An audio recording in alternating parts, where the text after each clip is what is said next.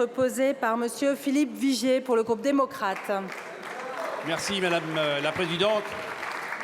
Ma question s'adresse à Christophe Béchu, le ministre de la Cohésion des Territoires. Monsieur le ministre, entre le 27 juin et le 6 juillet, il y a eu de très nombreuses dégradations, de violences très fortes dans ce pays et nous les avons quasiment unanimement condamnées.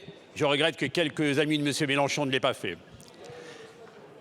Ces violences, elles faisaient suite, vous le savez, à la mort de ce jeune Naël. Et ces violences, elles ont touché des symboles de la République, des écoles, des bibliothèques, des mairies, même un bus médicalisé. Ces violences sont inacceptables parce qu'elles sont le fait de certains qui veulent le chaos, mais il n'y a pas de place pour le chaos. Alors, Monsieur le ministre, j'ai été également indigné de voir que le week-end dernier, des députés insoumis étaient présents à une manifestation interdite parce que lorsqu'on vote la loi en semaine, on la respecte le week-end. Alors, Monsieur le ministre, il s'agit maintenant de reconstruire ces symboles de la République, de faire en sorte que ces bâtiments publics, ces lieux d'accueil, on soit capable demain de montrer que ce n'est pas l'impuissance qui est au rendez-vous, mais au contraire l'efficacité. Qu'allez-vous faire en matière d'urbanisme pour simplifier les procédures? Qu'allez-vous faire en matière de financement pour les fluidifier? Qu'allez-vous faire en matière de règles de marché public pour rendre possible ce qui est nécessaire, car l'urgence est là, sans oublier les copropriétés où on est souvent réduit à l'impuissance? Monsieur le ministre, d'ailleurs, ce texte, ce qui est important, c'est de montrer que la République est là, que la République ne lâchera pas, qu'il n'y a pas de place pour le chaos et que cette République, elle exige que chacun respecte les lois et que chacun aide celles et ceux qui, comme les maires, sont en première ligne et ont été exemplaires, comme le soulignait encore le président Mattei la semaine dernière. J'attends vos réponses. Merci, Monsieur le ministre. Merci beaucoup, mon cher collègue. La parole est à Monsieur Christophe Béchu, ministre de la Transition écologique et de la Cohésion des Territoires.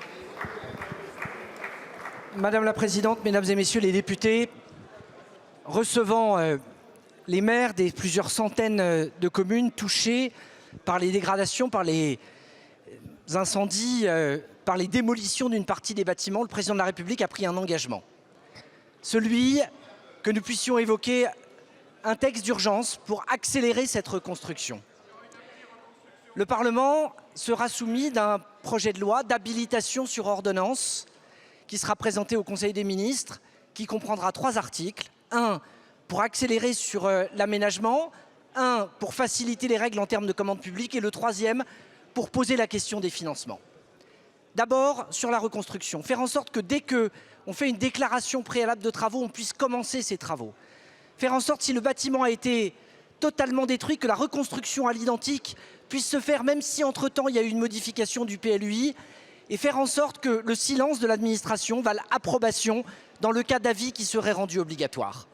Ensuite, en termes de commande publique, favoriser jusqu'à 1 million d'euros, sans publicité, mais avec comparaison des offres, le fait de pouvoir accélérer la commande de travaux pour qu'en particulier, les dizaines d'écoles qui ont été incendiées par les émeutiers puissent réaccueillir, dès la rentrée, les enfants qui étaient habituellement accueillis dans ces écoles. Enfin, faire en sorte d'un point de vue budgétaire de faire 2 choses attendues par les maires, que le fonds de compensation de la TVA puisse être récupéré dès cette année pour éviter qu'il y ait des avances de trésorerie et supprimer la nécessité qu'il y ait au moins 20% de reste à charge pour les collectivités pour pouvoir imaginer qu'entre les assurances, les conseils régionaux, les conseils départementaux et l'État, on puisse aller vers un reste à charge zéro. Ce qui va se passer dans les prochaines semaines, monsieur le député Vigier, c'est précisément un rendez-vous. Un rendez-vous pour faire en sorte que nos condamnations quasi unanimes dans cet hémicycle de ces violences, elles s'accompagnent par les moyens concrets de pouvoir permettre aux maires de restaurer les services publics le plus vite possible. Merci beaucoup, monsieur le ministre.